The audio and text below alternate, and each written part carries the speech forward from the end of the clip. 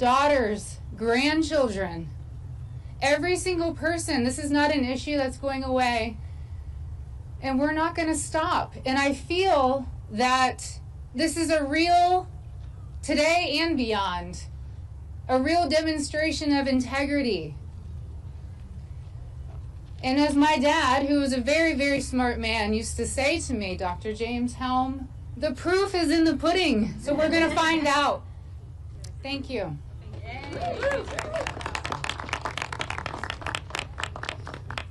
First, I want to recognize Representative Nancy Mays standing with us today because, as we have always said, this is a nonpartisan issue.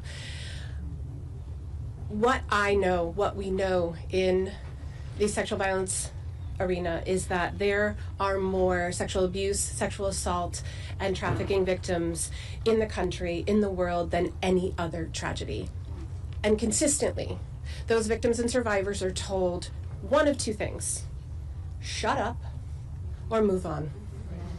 And as I understand it, when we spent time in Republican Judiciary Committee members' offices, they were very compassionate, passionate, caring about this issue. They support us, they want transparency, they want justice. And what we've heard is that they've been told to shut up today and not do the hard thing of asking questions about the egregious job done by the Department of Justice in the drop of files. And we've heard that the American people have been told to move on. So I'd like to present three options to Republican House Judiciary Committee members. They can either do the bravest thing they have ever done in their career, and they can ask the hard questions. They can do a second thing, which is a really hard thing to do: refuse to be complicit and resign. Just say, I am making a statement and I'm going to resign from being part of this administration. And they can do a third thing. They can yield 1 minute of their time to Thomas Massie, who happens to be a real bulldog in this issue, and let him speak for them. That way they are able to hold their position of leadership, but make a stand showing their constituents, who are all victims and survivors too, that they believe in us. So today my question is, those on the Judiciary Committee, the Republicans, are you going to have courage or are you going to be complicit? Thank you. Good morning. My name is Laura Bloom McGee. I am a survivor who stands before you to not ask you for pity, but demanding justice. Speaking my truth was born of courage. I stand here for every little boy and girl that is afraid to speak up after the unthinkable. That courage should never cost us our safety, our privacy, or our right to heal. Our current system does the opposite. The people who have harmed us, they are hidden, while survivors have been exposed. Abusers' names and contact information is redacted, while our faces and stories are left on full display. This is not protection. This is betrayal. It hands power back to the abuser and further strips survivors of our dignity. Even worse, leads that can uncover broader wrongdoing are being ignored. Documents that point to co-conspirators are still unexamined. Truth, integrity, and the pursuit of justice should be non-negotiable, and we will no longer negotiate with people or institutions that fail us. Thank you. Hi everyone, I'm Danny Bensky, and I am an Epstein Maxwell survivor from 2004 to 2005. The last time I was in DC, I asked everyone to close their eyes and think of a teenager that was close to you. I asked you to make it personal. Thinking of your child, your sibling, your mother, or you even at an early age. I asked you to visualize that teenager at the door of Jeffrey Epstein's mansion, and I asked you if you would let them enter. Well, now I want you to visualize something else. I want you to think of that same 14 to 18-year-old. I want you to imagine that they've since grown up, and one day you find their name and all of their identifying information in the Epstein files alongside intimate, horrific details about their lives sexual abuse, and trafficking. You look further, and maybe you even find a nude picture. You try to understand who could be responsible for these crimes, or try to find who's responsible for the crimes themselves, only to find that the perpetrators' names have all been redacted. As you read on and take in all the heinous acts, you begin to see how the system repeatedly failed. Realizing that it was hard enough to endure the abuse, you begin to understand the endless re-traumatization. This time, it isn't a monster pedophile who is doing the exploiting, but our very own government. I dare to say that everyone knows a survivor of assault or abuse. My ask is that you keep this personal. We are not here as political figures. We are only human. Our only agenda is accountability. We owe it to our former selves. We owe it to the next generation. And we also owe it to those of the past. We need to believe women who bravely stepped forward like Maria Farmer did in 1996. We need to pass Virginia's law to eliminate the statute of limitations. We need survivors to be taken seriously. There should never be a time limit on justice. And the DOJ needs to do its job. Give us the rest of the files and start the investigations. Start the investigations on the things that are in the files right now. During my time with Jeffrey, I was always amazed that he could make you feel so special, like you were the only one in the room, and then treat you like an absolute piece of trash and throw you away. We will not be silenced and thrown away this time. Thank you.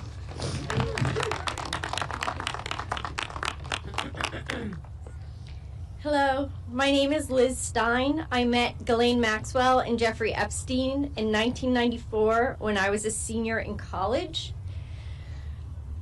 For us, this is not about politics. This is about people in power and vulnerable girls and young women. A partial release of these files by the DOJ, riddled with improper redactions that expose the vulnerable and shield the powerful from accountability, is not justice. It is injustice. As victims of this crime, and citizens of this country, we will not stand for it, and neither should you. This is no longer about us. This is about survivors of sexual abuse everywhere. They are watching us. And if you think that this does not affect you, 1 in 4 women in our country have been touched by this issue. It affects all of us. We are being watched, not only as survivors, but as advocates for those who cannot use their own voice to speak up. We, as a nation, have an opportunity to send a strong message that we will not protect people who victimize children, that we will stand up for what is right, despite what our politics are, that we will cross the aisle, and that we will stand behind survivors for justice. We keep hearing our press secretary and our Department of Justice and other government officials saying they're moving on from this. I wish that we could. I met Epstein and Maxwell when I was 21 years old. I'm nearly 53 now. We cannot move on as survivors of this crime and as citizens of this nation without changing this narrative. So I ask you all to stand behind us and demand accountability for our government, because we certainly are going to.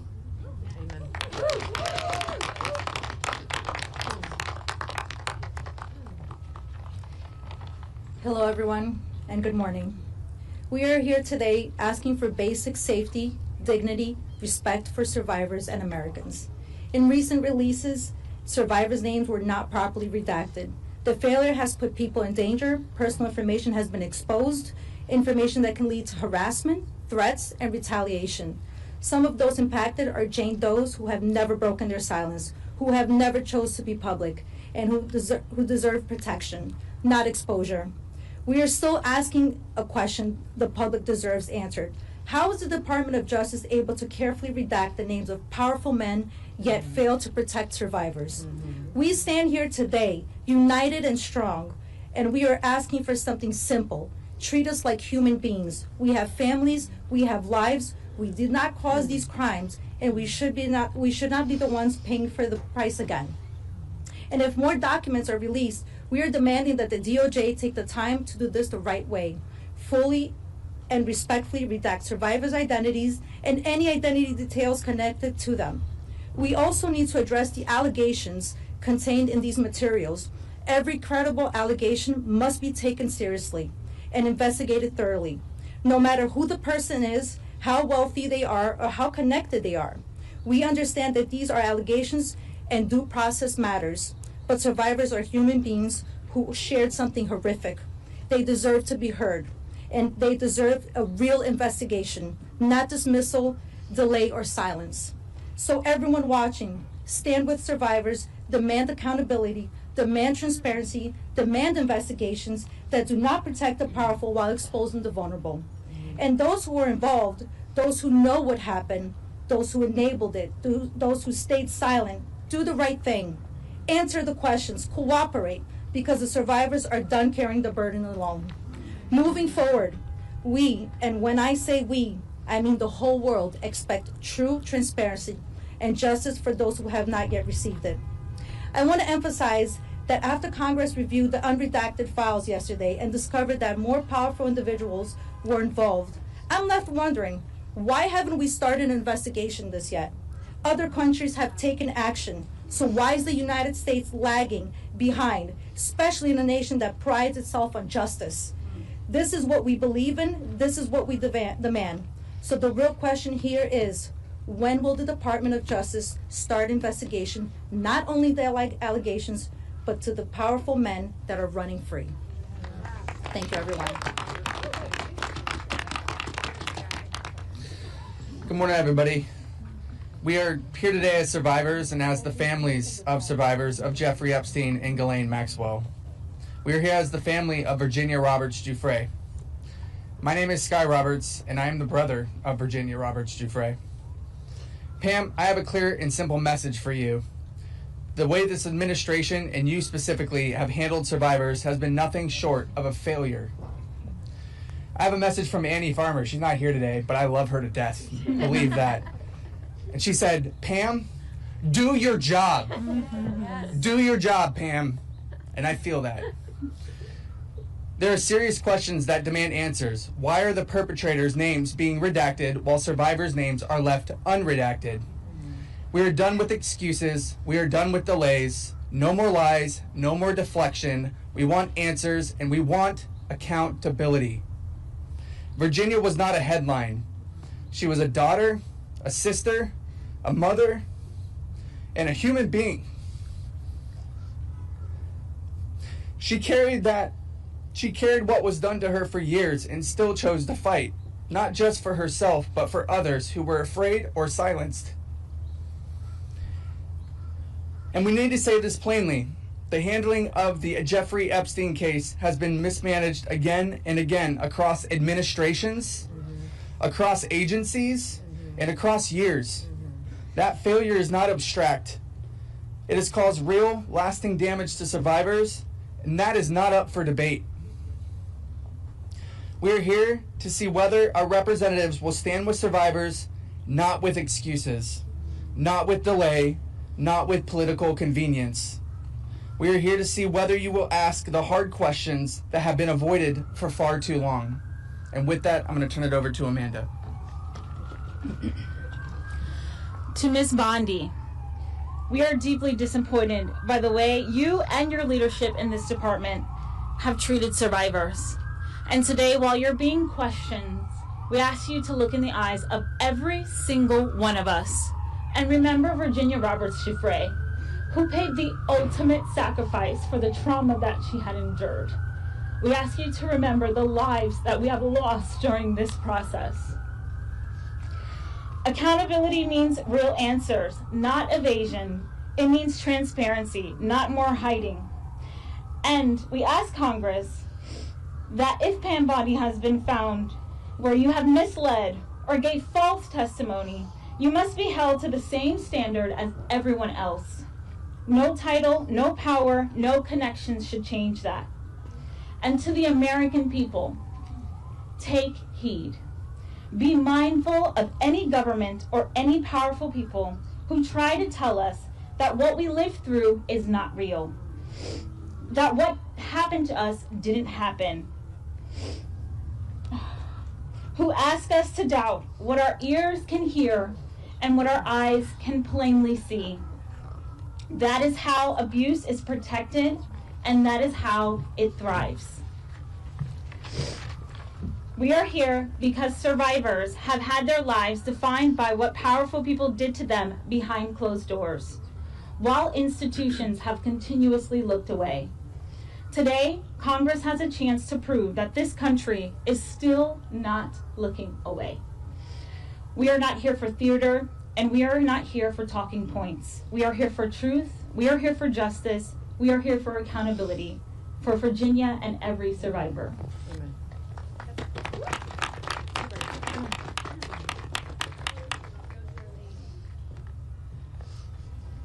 Hi, my name is Charlene Rochard, and last year I stood here as a survivor demanding the release of the Epstein files.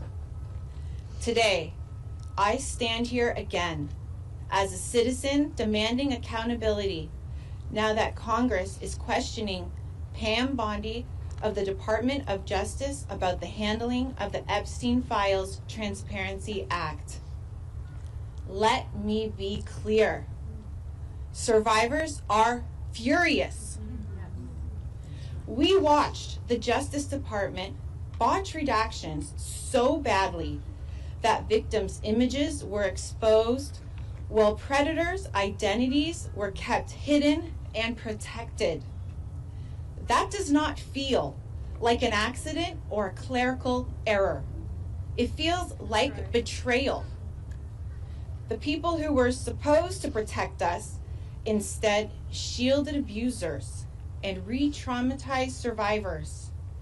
And we're expected to accept that as standard procedure? We do not.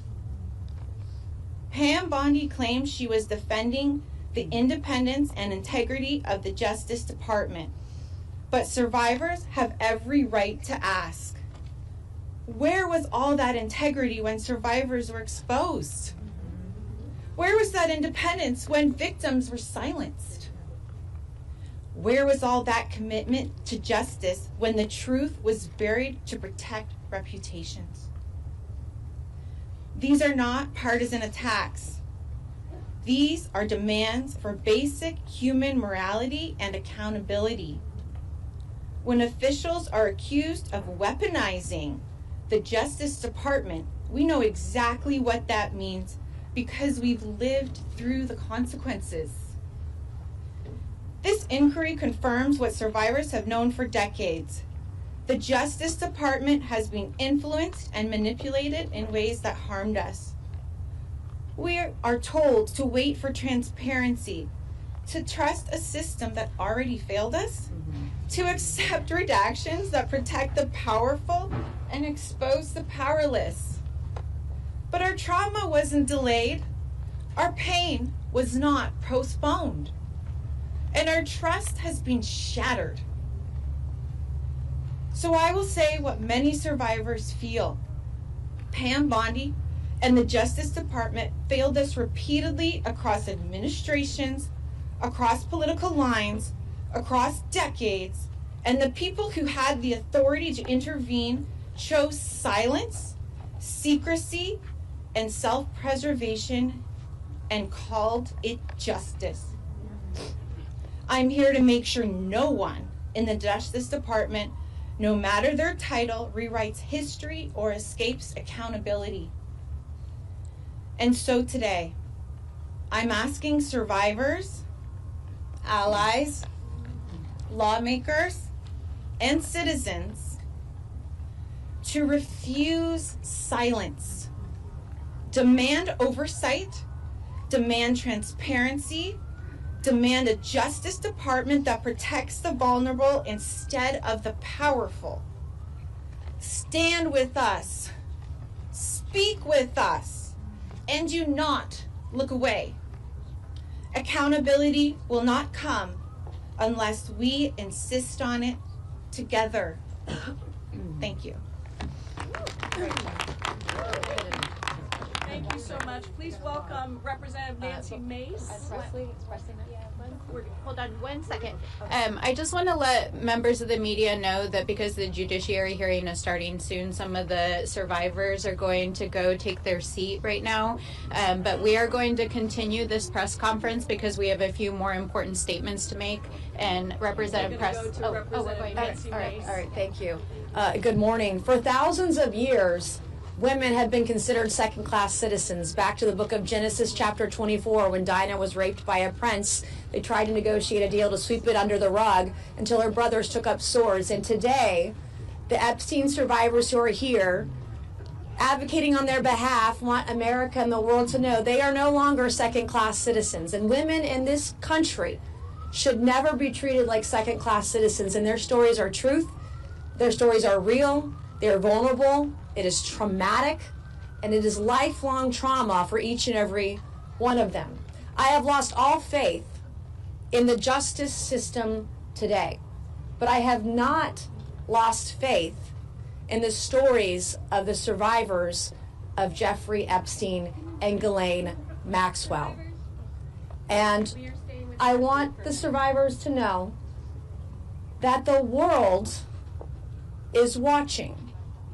And we must show them what we're made of. We're made of the courage of the Epstein survivors. We're made of the bravery of the Epstein survivors.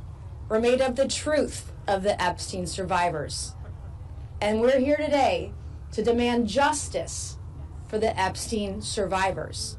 Because their stories are our stories. There are judges all across the country, all across the United States of America, who are revealing the names and the identities and the residence, the addresses, the contact information of rape victims everywhere. Rape victims who come forward and name names are sued by their rapists.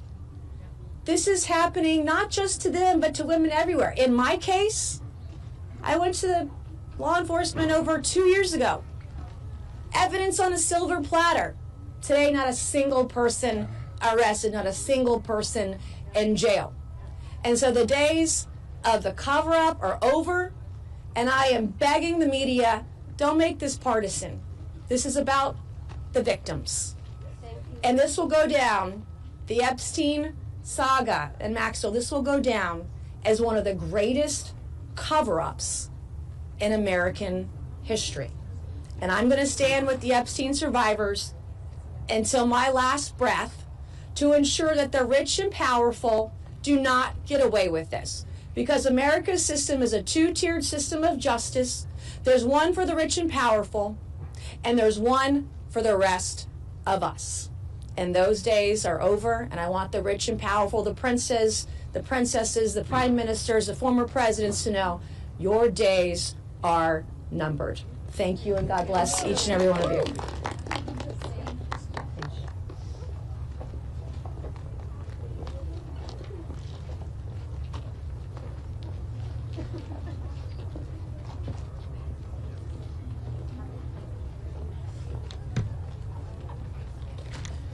So I just want to acknowledge that who were just before us are grown women. But it's not hard for me when I look at them to see a 17-year-old, a 16-year-old, a 15-year-old, a 14-year-old, a 12-year-old, a 9-year-old. We're talking about children who were groomed, preyed upon, exploited, raped, trafficked, dreams permanently deferred, bodies violated, and spirits permanently bruised. In Virginia's book, Nobody's Girl, it's titled that because she felt she belonged to no one, that no one cared. These survivors have been used, abused, and discarded. Jeffrey Epstein can rot in hell, and Ghislaine Maxwell can follow suit. And all of those co-conspirators and accomplices deserve to be named and shamed. Because as Virginia once said, if we don't know who they are, the monsters are still out there harming people. So I thank you for being here today. This is a season of call a thing a thing. So I have to be direct. Survivors gathered here today, I'm so grateful for their courage and leadership, and equally devastated and furious about what they have endured. You were failed by so many powerful people that could have protected your childhood. You were failed by a government that ignored your cries for decades. Truly an institutional betrayal. We're fighting with every bone in our bodies for you. The files that have been released have further detailed a vivid picture of depraved behavior and dehumanization, violent violations, hurt and harm. No person, no child should ever endure. It is an abuse and harm that changes you on a cellular level for the rest of your life.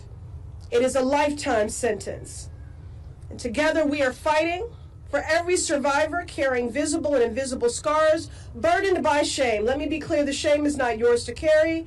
Shame on the people that abused you. Shame on the government that failed you. The shame is not yours to carry. And we must meet your courage with real action. And again, although I know our survivors have left to take their seats at the judiciary hearing, I'm speaking to all the Epstein survivors, but to all survivors for whom the Epstein survivors are a proxy for. This moment requires that we meet their courage with real action. These powerful abusers have been protected by institutions that are more concerned with the wealthy and well-connected than centering survivors. The Department of Justice must continue to release files, and they must correct course as we've demanded from the beginning. The identities of survivors in these files must be redacted and protected. And this can't end with the release of the files. We must see thorough investigations, followed by swift accountability for all that enabled and incited this abuse.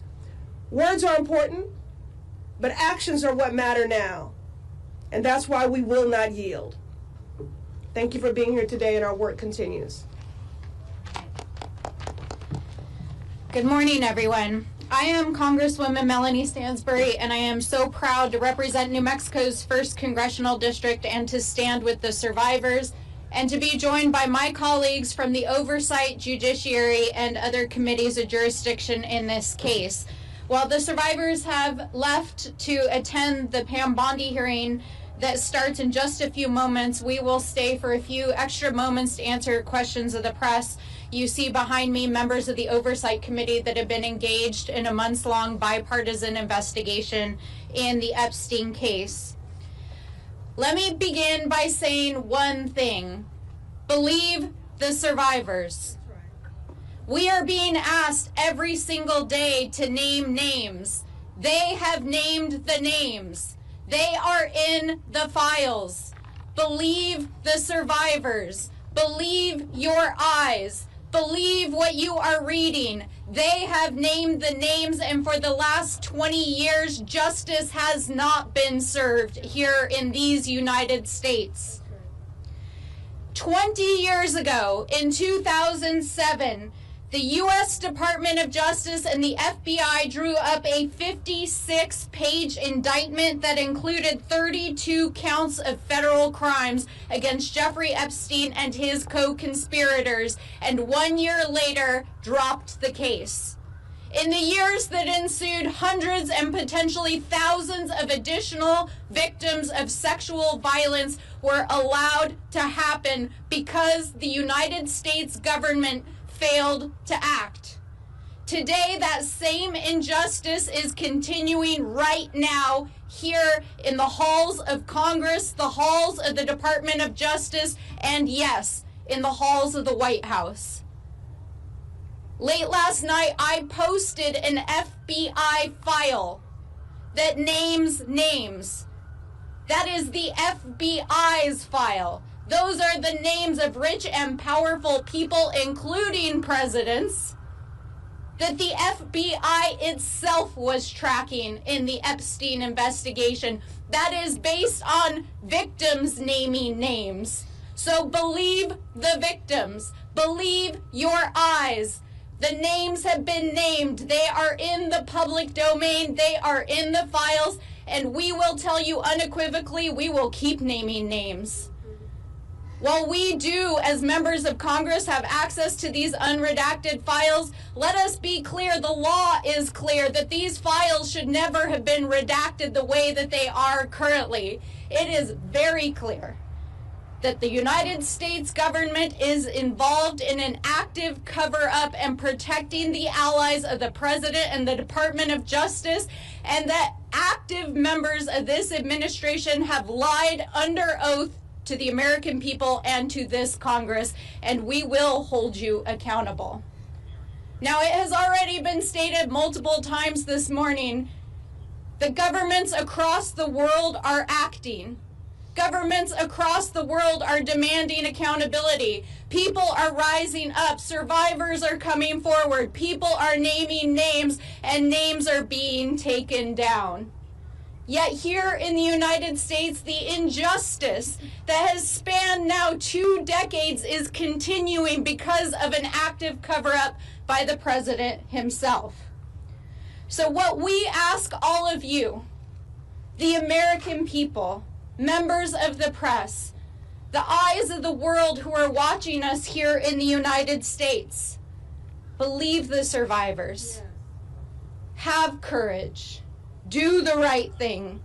Because the survivors have already had the courage to say those names over and over again. And they have more courage and guts than half of the people in the buildings behind us and most of the people in this town. But we want you to know that we will not let this injustice stand. We will stand here every day with the survivors. We will not stop. We will look through every file. We will follow every lead, and justice will be served. And to every survivor out there, here in the United States and across the world, the millions of survivors, girls, women, boys, people who are watching, we know the eyes of the world are on us. We stand with you. We are fighting for you. You are not alone. And whether you have come forward or not, we want you to know that we are fighting for you. We see you, and we will fight for justice. That's right. And so with that, we will open it up for questions. And some of us are going to head over to the Judiciary Committee, where Pam Bondi has to answer some very serious questions. Do we have any questions from the press? Yes. Several members of the British political class have lost their positions, as you've mentioned, as a result of being associated with the Epstein files. Do you think that people in the Trump administration, like Secretary Lutnick, should lose their job as a result of misrepresenting their relationship with Epstein? Absolutely. It is very clear that Howard Lutnick lied to the American people about the nature of his relationship, and that he repetitively lied, including potentially perjuring himself yesterday right behind me in the United States Senate. We have the files. We know the nature of the relationship. We know that there are multiple witnesses who shared information with the FBI about Howard Lutnick's relationship with Jeffrey Epstein. It's time for him to stand down. I'd add one thing.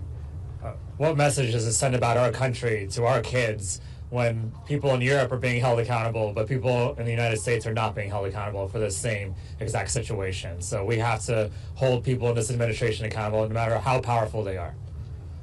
Could I ask Nori?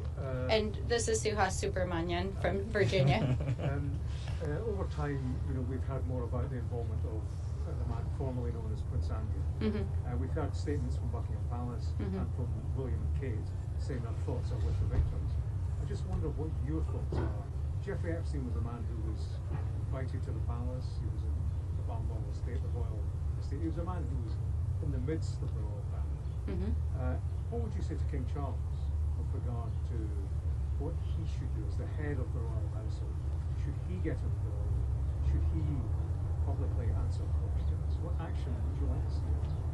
Well, I'm humbled that you would ask a mere citizen congresswoman from New Mexico to comment on what is happening with the royal family.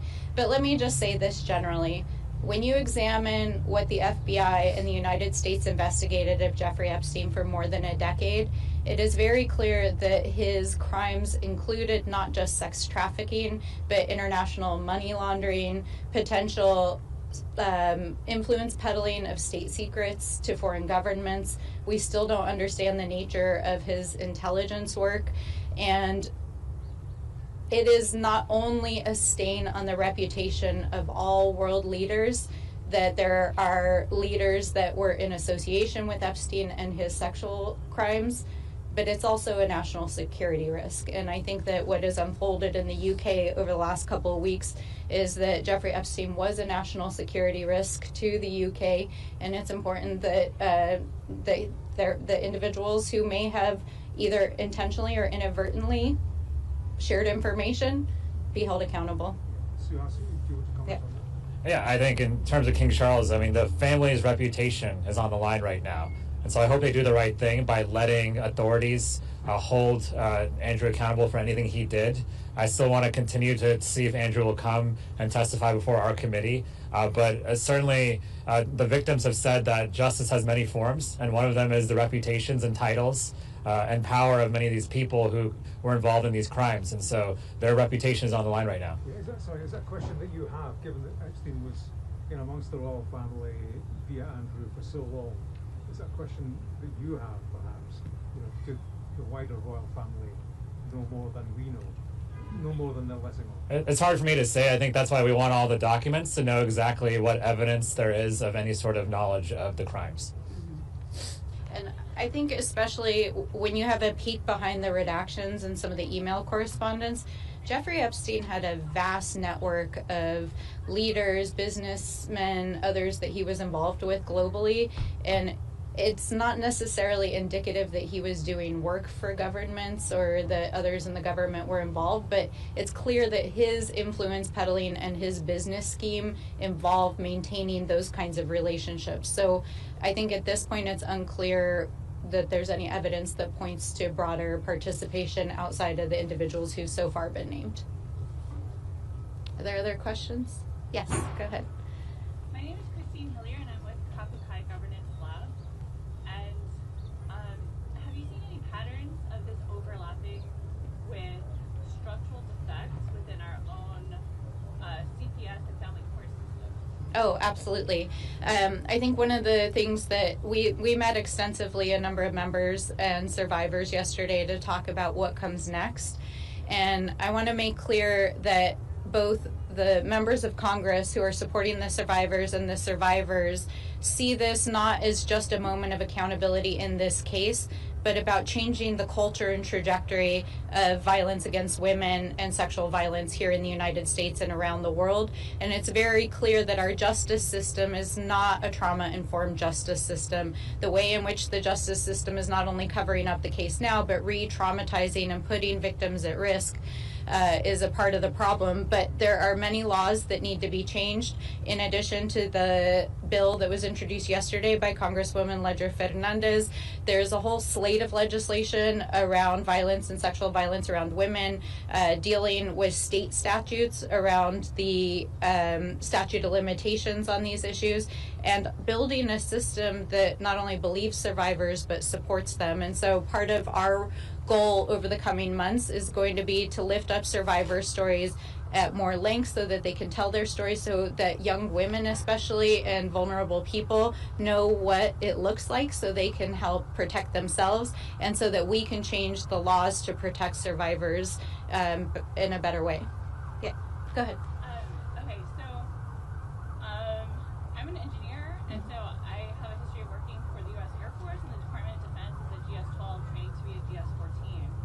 So my question is that nuclear systems and aircraft systems have minimum safety requirements for those technologies.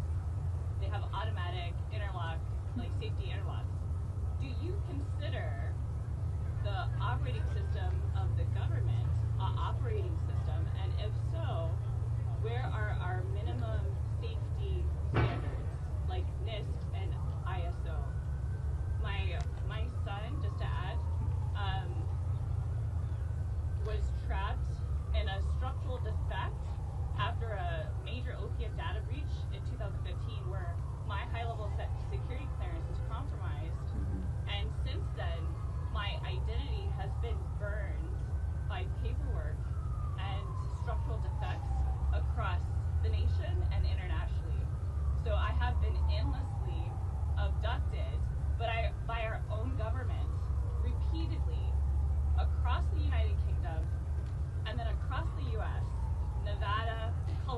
Would it be okay if we could talk to you a little bit more offline about your case? But I'll just say, yeah, I'll just say this. No, it's a political system. It's not an operating system, and we do need to reform the system.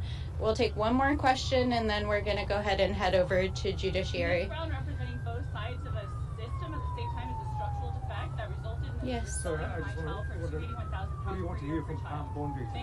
What do you need to hear from Pam Bondi? Ignore that. Sorry, go ahead. What do you need to hear from Pam Bondi? Do you want to go ahead and start? I have a lot of questions about where the 2.5 million files that they're withholding are, and whether they plan to release them, and whether they plan to follow the law. That's the reality, because right now they're not following the law. They're not following our subpoena from our committee, and so we're going to continue to ask questions like that. Thank you. I mean, personally, the only thing I want to hear from Pam Bondi is I resign. But we know that's not going to happen today. She needs to answer for not only her complete debacle of rolling out these files, but her lack of compliance with the law and the ways in which she has systemically failed the survivors. So thank you all so much. Thanks for joining us.